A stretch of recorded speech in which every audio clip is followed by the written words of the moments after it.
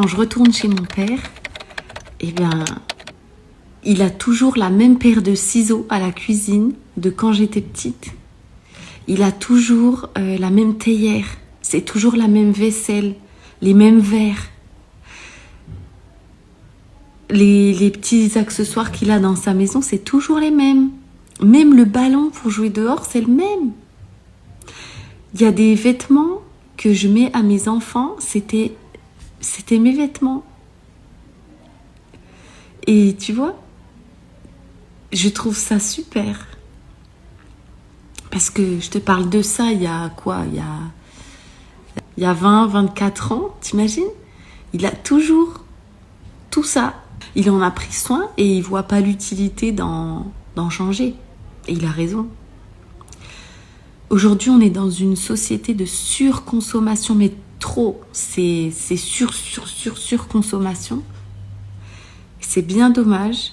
Et tu vois, quand tu es dans la démarche justement de œuvrer pour ta vie future, donc c'est-à-dire avoir plus d'importance et d'intérêt, enfin donner plus d'importance et d'intérêt à ta vie d'après plutôt qu'à celle-ci, et bien automatiquement tu vas aller dans ce cheminement qui fait que tu te détacher du matériel, plus forcément suivre les tendances, à toujours vouloir changer de déco à chaque saison, ou bien tous les 2-3 ans parce que t'en as marre.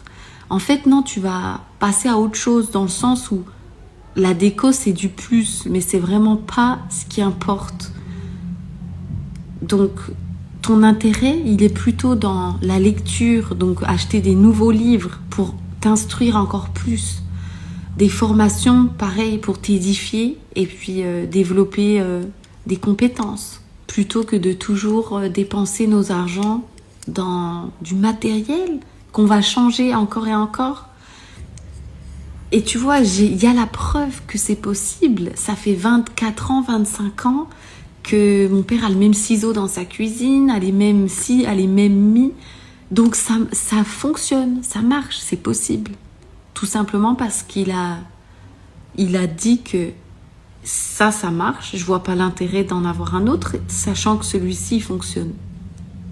Bah voilà, simplement. Et nous, on devrait faire la même chose.